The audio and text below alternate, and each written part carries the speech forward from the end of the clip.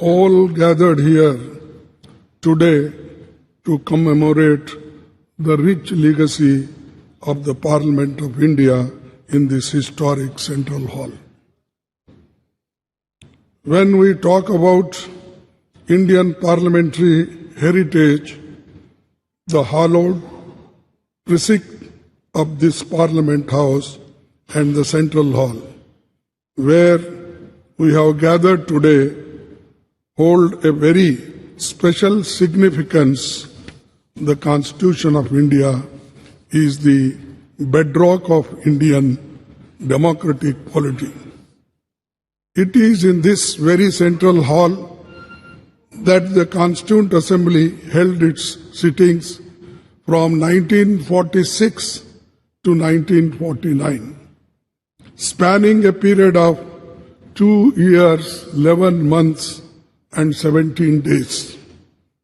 Today, we humbly recall the phenomenal contributions made by Dr. Rajendra Prasad, the first President of India, Pandit Jawaharlal Nehru ji, the first Prime Minister, and architect of modern India, Sardar Vallabhbhai Patel, the first Home Minister of India, and Dr. B.R. Ambedkar, architect of Indian Constitution. It is also an occasion to recall with gratitude the contributions of Sri G.V. Malvankar, Dr. Sarvapalli Radhakrishnan, and also acknowledge the collective contribution by members of the Constituent Assembly, Provisional Parliament, and First and all subsequent Lok Sabha. This central hall was witness to Pandit Nehru's tryst with destiny speech on the eve of India's independence. And yesterday, the Prime Minister also mentioned this in his speech. I am thankful to you because you remembered this historic speech on this yesterday's occasion.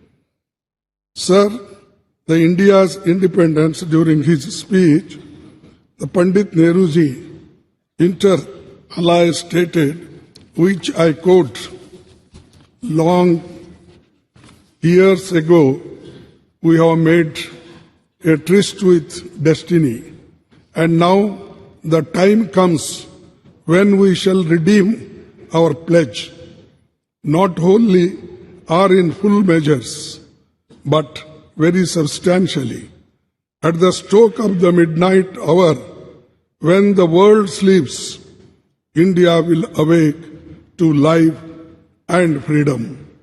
A moment comes, which comes but rarely in history, when we step out from the old to new, when an age ends, and when the soul of the nation, long suppressed, finds utterances.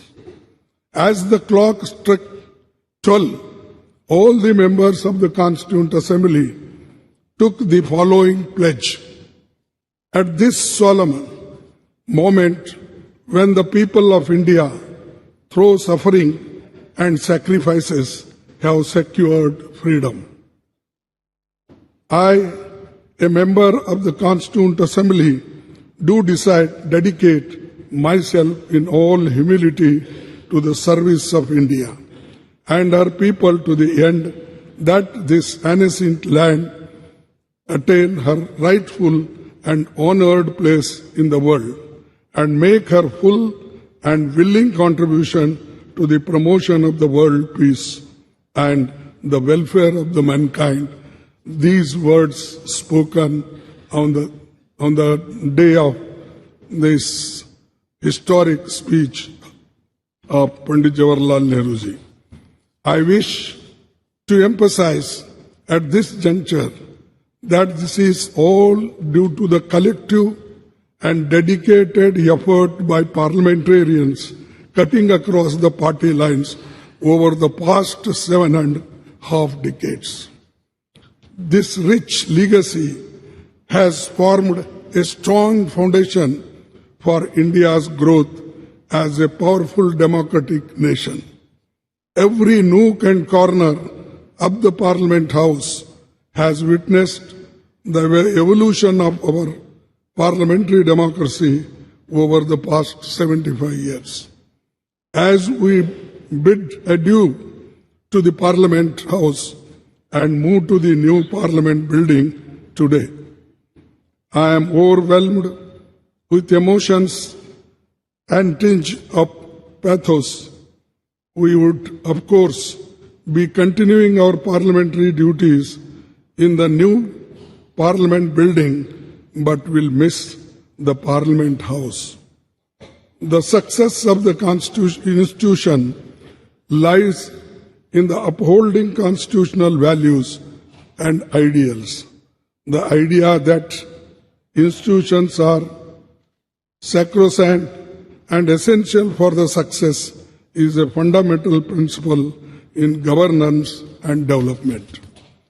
We should commit ourselves to adhere to and preserving the constitutional values and parliamentary traditions as the country moves ahead in effectively performing parliamentary duties and in our endeavors for the growth of our nation. To build this country, forgetting our parties, political parties, we should be one to build the nation, to protect the nation, to protect the Constitution, to protect the democracy. This must be our aim. With these words and one quote I will say, no man can be grateful at the cost of his honor. No woman can be grateful at the cost of her chastity. And no nation can be grateful at the cost of its liberty. So, to protect our liberty, to protect our integrity, we must work all together. That is the only way to build the nation. Thank you. Jai Hind.